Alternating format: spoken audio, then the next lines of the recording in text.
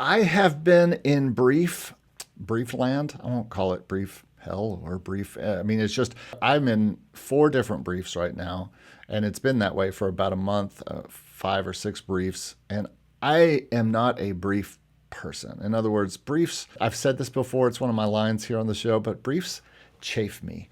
It's too much like work. You know, Same. it's like a client coming and saying, "I want this," and make it just like that, and then you make it like you think they want, and then you find out that's not what they wanted at all, and you got to redo stuff, and then someone is disappointed, and it's usually me.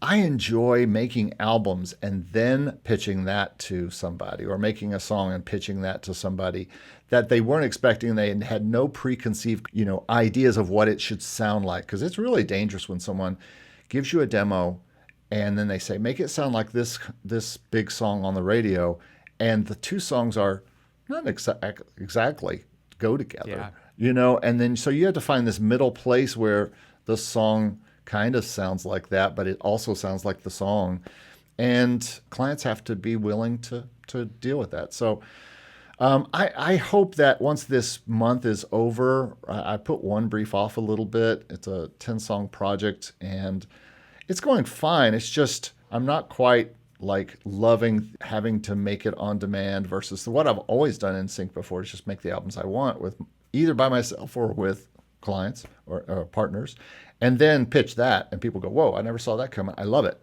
And that's a much better feeling than someone coming back saying, "That wasn't exactly what I was going for," and you're like, "Wow, how am I going to turn this car around?" Yeah, So one thing on briefs from my experience, and I'm sure in the episode we'll get into some of the lanes you do in sync as opposed to me, which are kind of different things, but even coming at it from different angles, I would say been fortunate to have had a bunch of placements, ads, TVs, trailer, promo, the whole thing.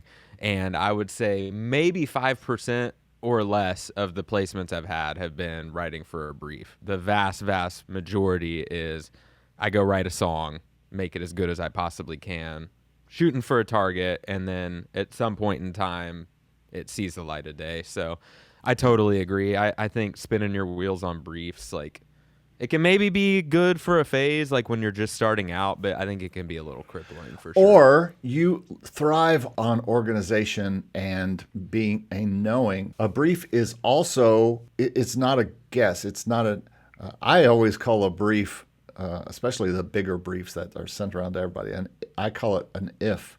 If you take out the BRE it's an if. It might be something that gets used. We have enough ifs in sync, much less needed to compete for a spot with 1,000 other people.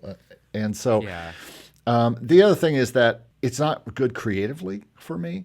And I have ideas all day long. That's my wife. I am just, it's like, she's like tired of hearing about it. She's hearing me talking, singing to my phone all the time. And she's like, ugh.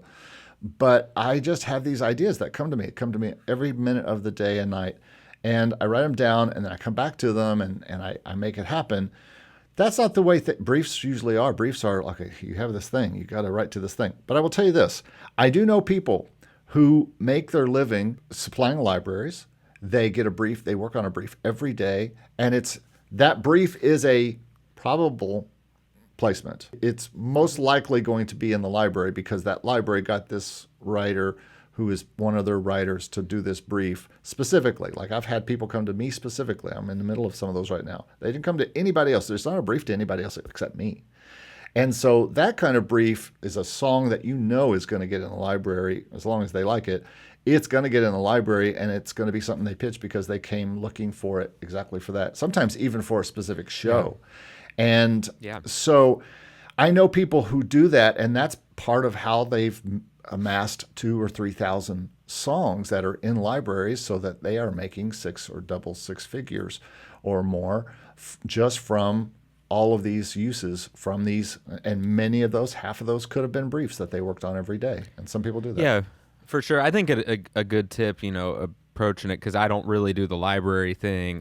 We can talk a little bit more about it. Yeah, but we will. I've sync reps and different people that kind of represent my catalog. So I'm not so much doing the volume thing. So I think because of that, one tip that I think you can employ, whether you're doing more my route or more Eric's route of library, is even if you are writing for a brief, when I do step into that world, I'm always thinking in the back of my mind, let's make this a song that sure serves that brief, but also serves any future need. Like, I think that's how you can do it effectively, where you can write for the brief, try to hit that nail on the head. But like, if it's a lyric, for instance, or a production choice, for instance, in the brief, that it's like, if it's not for this very, very specific thing, wasted the day and the song's toast. Like, I'm not interested in doing that. I don't personally think that's a good use of time. But if it's a thing where it's like, optimistic, hopeful, non-romantic love song, that is a thing that's probably going to show up over and over. I think those are ways that you can do it effectively, where you're serving the brief, but then serving your future catalog as well.